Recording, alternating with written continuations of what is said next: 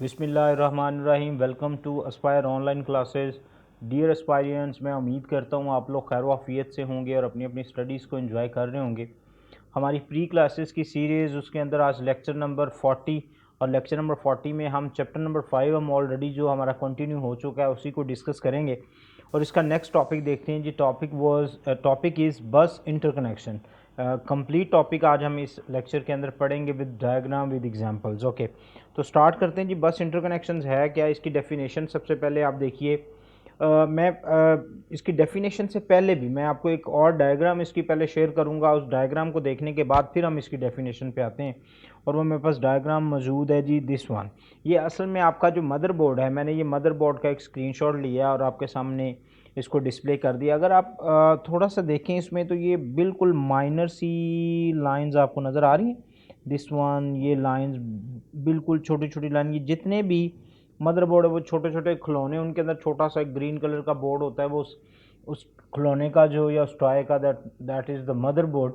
और उसके ऊपर बिल्कुल माइनर सी लाइंस होती हैं। ये लाइंस क्यों होती हैं? क्योंकि बच्चों, ये जो डिफरेंट किस्म के कंपोनेंट्स हम अपने कंप्यूटर के मदरबोर्ड के ऊपर अटैच करते हैं, तो उनके दरमियान में जो एक्सचेंज ऑफ इंफॉर्मेशन है, या उनके दरमियान में जो डेटा की शेयरिंग है, या कुछ सिग्नल शेयरिंग है, या कोई कंट्रोल ट्रांसफ़र की कमांड है, anything else, between them have to move. तो उनकी मूवमेंट्स के लिए हम जो चैनल यूज़ करते हैं, दैट चैनल एक्चुअली कॉल्ड बस interconnection. That way that lines, ये जो लाइंस आप लोगों के सामने जितनी ये लाइंस आप लोगों को नज़र आ रही हैं, all these lines actually called bus interconnections. Story clear है?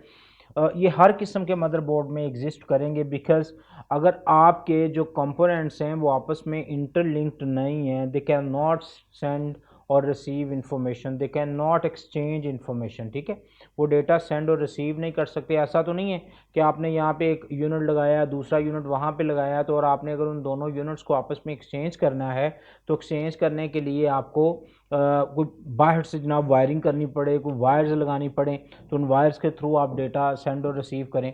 ऐसी कोई स्टोरी नहीं है। ठीक है, the all components are actually interlink to each other and they send and receive message between them. तो उनकी मैसेज के मूवमेंट्स के लिए एक्चुअली वो यूज़ दैट लाइंस। ये लाइंस वो हैं। ठीक है, ये आप लोगों को वाइड सा एक बहुत बड़ा सेट नज़र आ रहा है, तो ये एक बहुत बड़ा सेट है असल में लाइंस का। इसके अंदर कई माइनर छोटी छोटी ब्रीक लाइंस हैं जिनको हम फॉलो करते हैं। ठीक है, इसको हम कहते हैं बस इंटरकनेक्शन। ठीक है जी, तो हम अब आप लोगों की डायग्राम कंप्लीट होगी, हम वापस चलते हैं जी अपनी स्लाइड के ऊपर। तो इसमें हम सबसे पहले इसकी डेफिनेशन देखते हैं, बस इंटरकनेक्शंस। तो उसमें वही लाइंस रिपीट हो रही हैं। वो कहते हैं जी, we know that computer consist of CPU, main memory, IO units. ये सारे के सारे यूनिट्स एग्जिस्ट करते हैं। हमने जब स्ट्रक्चर्स ऑफ सिस्टम पढ़ा था, तो उसके अंदर मैंने आपको पूरा मदरबोर्ड जो था वो आपके सामने रखा था, और मैंने बताया था कि they all units actually interlink to each other. Okay, तो हमें ये क्लियर है कि जो सिस्टम यूनिट है वो मल्टीपल, या कंप्यूटर जो है वो मल्टीपल यूनिट्स पे मुश्तमिल है। Okay, for the data flow between these components, data की एक्सचेंज के लिए, डेटा या जो इन्फॉर्मेशन है, मतलब आप लोगों ने कीबोर्ड से टाइप किया, तो वो जो टाइपिंग सिग्नल है उसने कंप्यूटर में तो जाना है। तो अच्छा, कीबोर्ड की वायर्ड से वो कंप्यूटर की पोर्ट तक तो पहुंच गया, कंप्यूटर पोर्ट से आगे फिर मदरबोर्ड पे वो पोर्ट लगी होती है। अब मदरबोर्ड के आगे फिर वो ये बसेज होती हैं, ये लाइंस होती हैं। Okay, we need some kinds of interconnections. कहता है जी बिल्कुल, हमें कुछ इंटरकनेक्शंस रिक्वायर्ड होते हैं, which is another very important components. मैंने आपको बताया था कि कंप्यूटर आर्किटेक्चर वाला चैप्टर हम पढ़ रहे हूँ, और ये स्टेटमेंट ना आए कि this is really very important, तो फिर वो कंप्यूटर आर्किटेक्चर नहीं होता। बिकॉज कंप्यूटर आर्किटेक्चर में हर कंपोनेंट्स, कंप्यूटर के ऊपर एक छोटा सा यूनिट भी जो इंस्टॉल्ड है, जो कन्फिगर्ड है, that have its own impotency. ठीक है, तो यू आपने उन तमाम जो कंपोनेंट्स हैं उनकी वर्किंग, उसकी डिस्कशन हम वन बाय वन देखने। RAMs working, ROMs working, and very first हमने सीपीयू और सीपीयू की वर्किंग, उसका arithmetic logic unit, control unit, the all unit I define with you. Okay, and discuss with you and overall the computer architecture, that's once again, ठीक है, वो computer architecture for really very important units. These components interconnect, actually is talking about these components. Okay, these components are connected by using set of parallel lines, conducting wires. ठीक है, उनको parallel lines मैंने आपको बताया, these are called actually parallel lines। ये गौर करें ज़रा, this one, okay, this one, इनको कहते हैं बच्चों पैरेलल लाइंस। ठीक है, ये आप देखें ये एक कोई यूनिट है, उस यूनिट के ऊपर मल्टीपल वायर्स आ रही हैं। ये देखें, ये पूरा एक सेट है वायर्स का। ये देखें, ये असल में ये सारी इसके अंदर कई वायर्स हैं। ये मत समझें कि ये कोई खाली प्लॉट पड़ा हुआ है तो ये ऐसा ऐसा कुछ नहीं है। ये बेसिकली मल्टीपल कई वायर्स हैं जो कि कंडक्टिंग वायर्स भी जिनको कहते हैं, जिनके थ्रू डेटा जो है सेंड और रिसीव हो रहा है, रिवर्ट्स करते हैं जी। अच्छा, उसके बाद each of these lines to be use transfer sequence of bits from one components to computer to another components, these sets of parallel lines called bus. ठीक है, वो कहता है जी parallel lines conducting wires which are actually use to connect multiple units to each other, उन parallel lines के set को या उन पैरेलल लाइन्स को ही हम बसेस कहते हैं। And in other word the buses are called bus interconnections as well. This kinds of buses shows in figure 5.6। ये आपकी बुक का पूरा वो पेज है। ठीक है, ये इलेक्ट्रॉनिक क्लॉक है, कल उसके बाद क्लॉक पल्स है, ये माइक्रो प्रोसेसर है, ये यूनिट बनाए हुए हैं ना, ये इसका कंट्रोल यूनिट है, ये इसका अर्थमंद, ये पूरा एक सीपीयू है।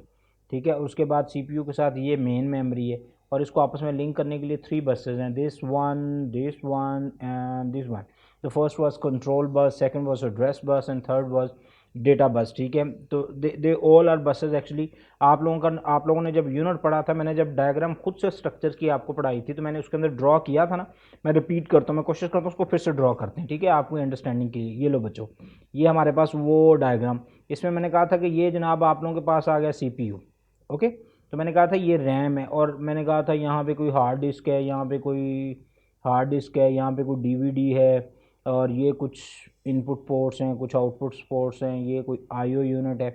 तो ये सारे के सारे जो यूनिट्स हैं वो लाइंस के थ्रू, मैंने हमेशा इस तरह की लाइंस खींची होंगी, याद करें, और मैं हमेशा 3 लाइंस खींचता था, और ये फिर इन लाइंस के थ्रू जो रैम है वो कनेक्टेड है आपके सीपीयू के साथ। असल में इन्हीं लाइंस को ही तो हम बसेस कहते हैं, या इन्हीं को तो हम बस इंटरकनेक्शंस कहते हैं। स्टोरी क्लियर है? तो नॉर्मली जो बसेस हैं उनको हम 3 डिफरेंट टाइप्स के अंदर जो है वो डिवाइड करते हैं। The first, generally computer has more than one bus interconnection. आमतौर पर एक कंप्यूटर में एक से ज़्यादा bus interconnection. The bus is use to connect the main components of the computer is called system bus. General purpose system have 30 to 70 line system bus. The system is divided, the buses is divided into 3 main categories. One is control bus, and let me discuss the second one is data bus, and the third one is address bus. Okay, तो इनको हमने इसी lecture में जी 1 by 1 पढ़ना है। तो ये हमारे पास होगी सबसे पहले कंट्रोल बस, लेकिन मैं कंट्रोल बस से भी पहले बच्चों आप लोगों को पढ़ाऊँगा एड्रेस बस, फिर मैं कंट्रोल बस पे एंड पे आता हूँ ताकि आप लोग कंफ्यूज ना हो। अच्छा, क्यों? उसके पीछे एक लॉजिक है, ये देखिएगा ज़रा।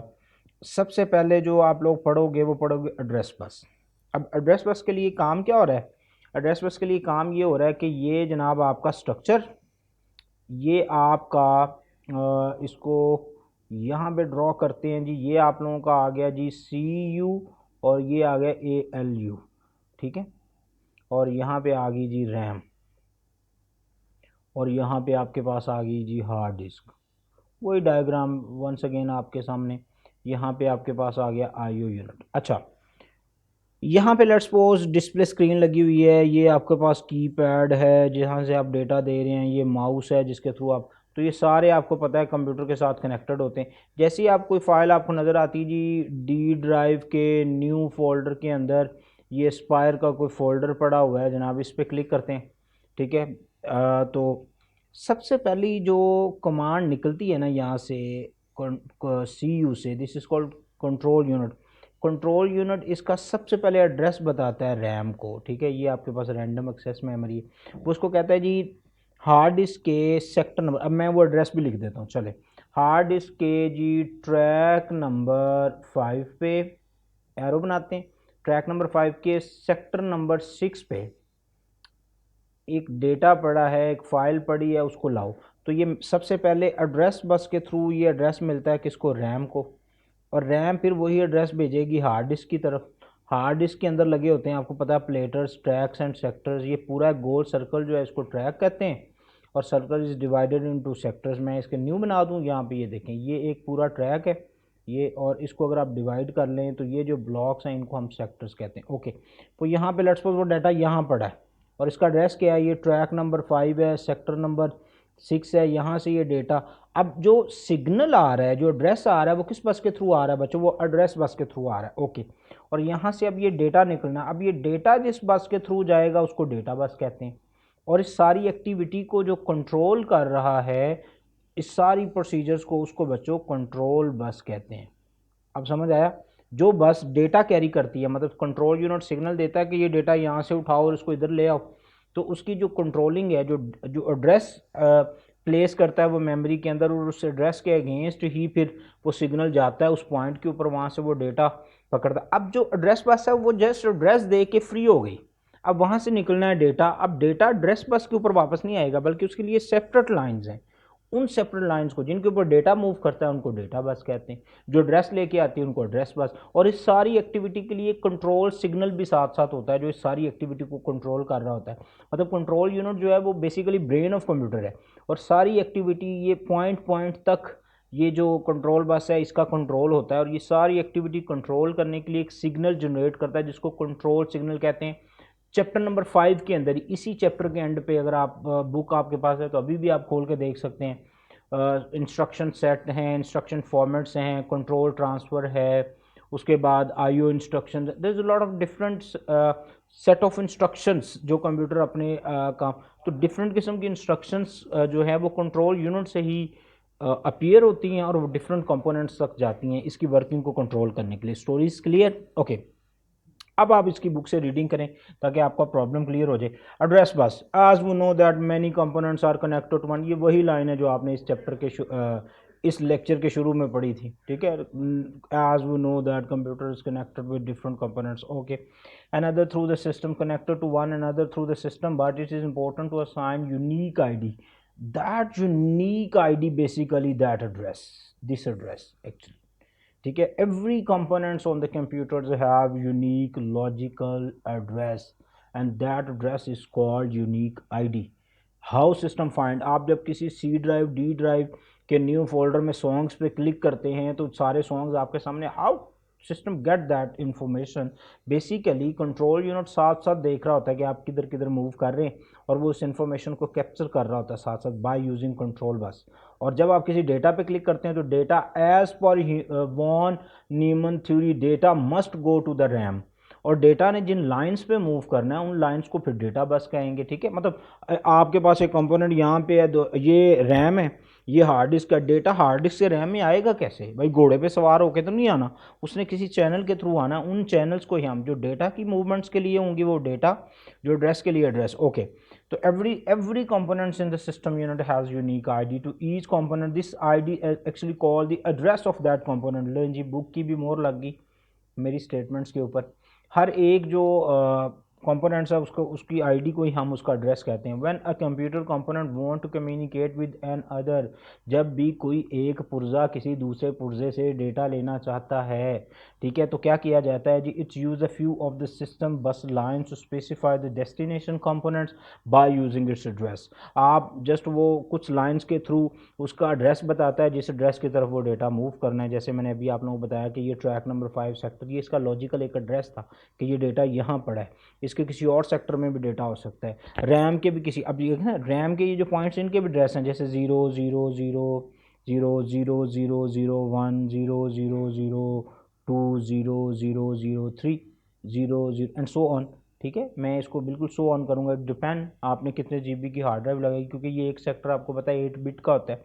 अरे सेकेंड ईयर में इसके ऊपर पूरा जो है ना वो इसका यूज़ भी है, आप इसको कंट्रोल भी कर सकते होते हैं। When a computer's component want to communicate with another, it always use the system bus to specify that components by using its address. These lines are commonly known as address bus. जिनके through address place होता है उनको address bus कहते हैं।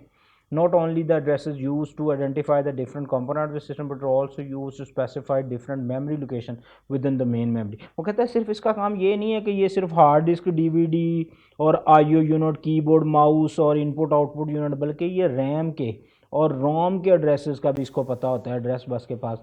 ताकि ये सिर्फ इसको ये पता होता है कि कौन सा डेटा किस जगह पे पड़ा है, बिल्कुल जैसे हमारे घरों के एड्रेस है ना, इसी तरह कंप्यूटर के भी डिफरेंट कंपोनेंट्स के एड्रेस हैं, और एड्रेस का पता किसको, एड्रेस बस को, और एड्रेस बस उसका कंट्रोल यूनिट के जरिए उसका एड्रेस पहुंचाती है कि ये डेटा वहाँ से उठाओ और रैम में ले आओ। ठीक है, तो ये सोर्स और डेस्टिनेशन, जहाँ से डेटा निकलना है सोर्स, और जहाँ डेटा जाना है वो डेस्टिनेशन। तो सोर्स और डेस्टिनेशन के दरमियान में जो सिर्फ एड्रेस की मूवमेंट्स है वो एड्रेस बस करवाती है। अभी मैंने डेटा ट्रैवल नहीं करवाया, वापस चलते हैं। अब हम पढ़ेंगे बच्चों डेटा बस। अब ये देखें वंस अगेन डायग्राम जल्दी से ड्रॉ करते हैं, टाइम कंज्यूम हो रहा है। ये आप लोगों के पास आ गया कंट्रोल यूनिट, ये आपके पास आ गई रैम, और ये आप लोगों के पास आ गई हार्ड डिस्क, और हार्ड डिस्क के आगे जी ट्रैक्स एंड सेक्टर्स। तो जो एड्रेस आएगा वो तो आएगा एड्रेस बस के थ्रू आ गया। अब यहाँ से निकलना है डेटा, यहाँ पड़ा है जी डेटा, तो डेटा यहाँ ये सारे जनाब सॉन्ग पढ़े हैं और आपने इनमें से किसी सॉन्ग पे क्लिक कर दिया, वो सॉन्ग अब जिस बस के थ्रू जाएगा उसको हम डेटा बस कहेंगे। क्या कहेंगे जी, डेटा बस।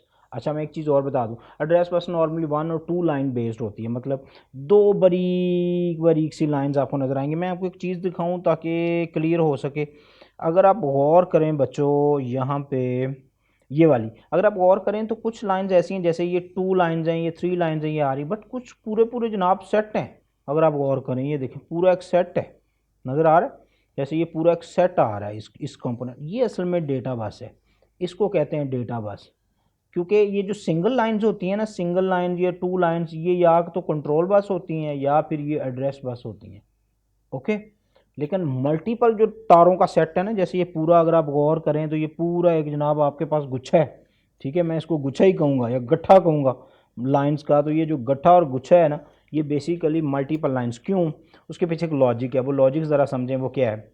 वो लॉजिक ये है बच्चों कि जो एड्रेस बस है वो क्योंकि एक छोटा सा सिग्नल होता है, लेकिन डेटा तो बिट एंड बाइट में आना है ना। अगर ये लाइनें 8 लाइंस हैं तो 8 बिट डेटा कैन ट्रेवल्स। ये देख लें ये लाइंस, ये पूरा एक सेट है, तो मैं इस सेट को मैं कहूँगा कि ये मेरे पास डेटा बस है। ठीक है, और अगर ये 8 लाइंस हैं तो 8 बिट डेटा मूव कर सकता है। अगर ये 16 लाइंस हैं, ठीक है बच्चों, तो 16 बिट डेटा मूव कर सकता है। और आप इसको यूं कह लें कि अगर ये 32 हैं तो ये असल में सिस्टम के हिसाब से, जैसे आपका पेंटियम है या कोर टेक्नोलॉजी, जितना बड़ा प्रोसेसर होगा उस हिसाब से ये बसेस की, तो इस पूरे सेट को हम एक ही बस कहते हैं, which is called data bus. ठीक है, तो हम डेटा बस पढ़ते हैं जी। डेटा बस हमारे पास ये है जी। On the system bus 32 और 64 lines are reserved to transfer data from one component to another। अब एड्रेस की बात नहीं हुई, अब डेटा ट्रांसफ़र की बात हो रही है। Okay, these lines commonly known as the data bus। At 64 lines data can be transferred 64 bits, 32 bits lines mean 32 bits, 128 bit lines mean 128 bits data can move from A to B। Okay, so it is not that difficult to see that the width of the data bus has direct impacts on the performance of your computer। ये बात clear है। अगर आपने एक बड़ा heavy core i9 processor लगाया, लेकिन आपने पीछे जो बस डेटा के लाने ले जाने के लिए वो लगाई है जनाब 16 बिट की, तो प्रोसेसर जितना मर्जी बड़ा लगा के आप बैठे रहें, कंप्यूटर की परफॉर्मेंस पे कोई ख़ास फ़र्क नहीं पड़ेगा, वो वही स्लो, क्योंकि जो उसको इनपुट मिलनी है उस हिसाब से। अगर आपने प्रोसेसर की कैपेसिटी इंक्रीज़ की है तो जनाब आपको इन लाइंस की कैपेसिटी को भी इंक्रीज़ करना है ताकि डेटा जो है वो आसानी से मूव कर सके। ओके, उसके बाद वापस चलते हैं जी। हमारे पास आ गया अब कंट्रोल दीज। अच्छा, कंट्रोल बस क्या है, अब एड्रेस तो एड्रेस लेगी, डेटा पे डेटा मूव हो गया। एड्रेस बस नॉर्मली 2 लाइंस होती हैं, but data bus multiple set होता है, जितनी लाइनों का सेट होगा उतने भी डेटा मूव करेगा। ये की पॉइंट्स क्लियर हो जाएंगे आपको। कंट्रोल बस क्या करती है जी, these line use to transmit different commands. आगे बात वही मैंने कहा था, control unit actually had a controls on all the stuff which is linked और कनेक्टेड ऑन द मदरबोर्ड। अच्छा, उस लिंक को कंट्रोल करने के लिए जो डिफरेंट किस्म के, तो हम कंट्रोल सिग्नल जनरेट करते हैं, और कंट्रोल सिग्नल जिस बस के थ्रू बच्चों मूव करता है उस बस को हम फिर कंट्रोल बस कहते हैं। Different component from one computer to another. For example if the CPU want to read data from the main memory, अगर सीपीयू जनाब यहाँ से डेटा उठाना चाहता है तो it will use control bus, वो कंट्रोल बस को यूज़ करेगा the send memory read command. ये कमांड होती है जिसका मतलब है कि मेमोरी से, जैसे आपके सामने एक नोटपैड है या नोटबुक है या बुक है, तो आप जब बुक से डेटा ले रहे होते हैं, यानी कि बुक से पढ़ रहे होते हैं, तो उसको हम रीड कहते हैं। जब हम बुक पे लिख रहे हैं तो उसको हम राइट कहेंगे। तो अब क्योंकि डेटा सीपीयू ने मेमोरी से लेना है तो इसलिए वो रीड कमांड है। जब हम सीपीयू डेटा मेमोरी को देगा तो फिर हम राइट कमांड यूज़ करेंगे। बात क्लियर होगी। जब डेटा आईओ यूनिट से लिया जा रहा होगा तो आईओ रीड यूज़ होगी, जब डेटा वापस आईओ यूनिट को दिया जा रहा होगा तो आईओ राइट होगी। कोई कंफ्यूजिंग वाली बात नहीं। किसी बुक से डेटा लेना इज़ रीडिंग, और वापस को डेटा बुक की तरफ लेके जाना या नोटपैड की तरफ इज़ राइटिंग। तो जिस कंपोनेंट से जो डेटा लिया जा रहा हो बच्चों, उसका मतलब है उस कंपोनेंट का नाम लगाओ और साथ लिख दो रीडिंग, और वापस जा रहा है तो लगा दो राइटिंग। कोई रटा नहीं मारना आप लोगों को। एमसीक्यूज आएंगे, शॉर्ट क्वेश्चन आएंगे, आप लोगों को बस पता होना चाहिए। ये मेरी टेक्निक आप फॉलो करें, इंशाल्लाह कोई इशू नहीं आएगा आप लोगों को। For example if you want data, तो वो मेमोरी रीड कमांड देता है to main memory of the computer. The control bus is also use to transmit other control signal like acknowledgement signal, ACKS मीन एक्नॉलेजमेंट सिग्नल। इसका मतलब पता है क्या होता है? मतलब मैंने आपको कोई डेटा भेजा, चले मैं ऐसा करता हूँ, मैंने आपको व्हाट्सएप पे मैसेज किया हेलो, तो टिक लग गया, दूसरा टिक लग गया, आपने सीन कर लिया। तो जब आप सीन करते हैं तो वो टिक ब्लू हो जाते हैं, असल में वो आपके व्हाट्सएप की तरफ से मेरे पास एक्नॉलेजमेंट होती है कि भाई बंदे ने मैसेज देख लिया, दिस इज़ कॉल्ड सीन। ठीक है, तो इसको हम कहते हैं जनाब ये हमारे पास क्या आ गया, ये एक्नॉलेजमेंट सिग्नल आ गया। ओके, तो एक्नॉलेजमेंट सिग्नल भी डेटा पहुंच गया, हाँ जी खैर सलामती डेटा पहुंच गया, और डेटा जनाब खैर वाफियत से अब वहाँ से मूव होने लगा। तो इस सारी मूवमेंट्स के लिए एक्नॉलेजमेंट सिग्नल यूज़ हो रहा है। For example when the CPU give command to the main memory to writing data, तो वो write memory sends to acknowledgement signal to the CPU after writing data। जब CPU का data निकला और RAM पे चला गया, तो जैसे रैम पहुंच गया, रैम एक सिग्नल बनाएगी वापस CPU को, जनाब आपका डेटा पहुंच गया, दैट स्टोरी। ठीक है, successfully the CPU can move forwards and perform more and more action. A few commonly use commands and their purposes are given in this table below. अब देखें, चलो बच्चों स्टोरी क्लियर है। Memory write use to write some data to given to location the memory. Okay, memory read data memory से read करना। IO write writing some information, write some data on to the given output device. ठीक है, IO unit के पास जाएगा ना, वहाँ से फिर आगे जल्दी से ज़रा आप IO यूनिट जो आप लोगों के कंप्यूटर के अंदर लगा होता है, वो मेरे ख्याल में नेक्स्ट लेक्चर भी आपका उसी पे ही है, तो उसको भी देखते हैं जी। IO राइट्स आप लोगों के पास हो गया। IO रीड मतलब आपने कीबोर्ड से कोई डेटा लिखा तो वो IO यूनिट के पास आया, IO यूनिट ने वहाँ से उसको कैरी किया। बस रिक्वेस्ट, इसका मतलब होता है बस रिक्वेस्ट की जा रही होती है कंट्रोल यूनिट की तरफ से कि मुझे ये बस चाहिए, मैं इसके थ्रू डेटा मूव करवाऊंगा। बस ऐसा नहीं है क्योंकि गाड़ियाँ और बसें चलती हैं, इन लाइन्स को भी बसेस कहते हैं। बस ग्रांट, इसका मतलब है कि एक फ्री चैनल, फ्री लाइन्स दे दी जाती हैं कि जनाब ठीक है आप इस पर डेटा मूव करवाएं। ये कंपोनेंट्स की आपस की कम्युनिकेशन है, कि दुनिया है, ठीक है, एक पूरी दुनिया है और उनकी आपस में पूरी कम्युनिकेशन है। और ट्रांसफर आज के समय this command use to deliver information the data was ready by the device, read by the device. इसका मतलब ये है कि ये कमांड जो होती है ट्रांसफर आर, इसका मतलब है जो डिवाइस ने डेटा रीड कर लिया वो भी बताती है कि जनाब मैंने ये डेटा ले लिया। जैसे USB को आप डेटा कॉपी कर रहे हैं तो USB भी बताती है कंप्यूटर को कि डेटा कॉपी डन। वो जो आपको सिग्नल है ना टाइम, इतना टाइम लेफ्ट और done and your copy is complete, वो सारा असल में इन बसेस के थ्रू ही सारी मूवमेंट्स हो रही होती है। डेटा कंट्रोल करने के लिए, और एड्रेस बस के लिए। अच्छा, उसके बाद मैंने ये बताया ये CPU, तो ये देखें ये रैम भी कनेक्टेड, रोम भी कनेक्टेड, ये 3 डिफरेंट टाइप की बसेस, IO कनेक्टेड, और बाकी सारे कंपोनेंट्स कंप्यूटर की इन बसेस के थ्रू ही आपस में कनेक्टेड होते हैं। ये इसकी डायग्राम है जिसमें मैंने आप लोगों को दिखाना था। आप जनाब आपने घबराना नहीं है, अगर आपको नहीं समझ आई तो आपने देखना घर में कोई टूटा रिमोट पड़ा है, वो टूटा रिमोट से ग्रीन बोर्ड बाहर निकालना और देखना ब्रीक ब्रीक लाइनें हैं, वो बसेस हैं। वो क्यों है? क्योंकि वो उन सारे जो रिमोट है उसके बटन्स के दरम्यान में वो सारी डेटा की मूवमेंट्स करवाती हैं। होप सो आप लोगों को ये वाला लेक्चर क्लियर हो गया होगा। Still there is any confusion you can discuss with me. अपना बहुत सारा ख्याल रखिए। अल्लाह हाफिज़।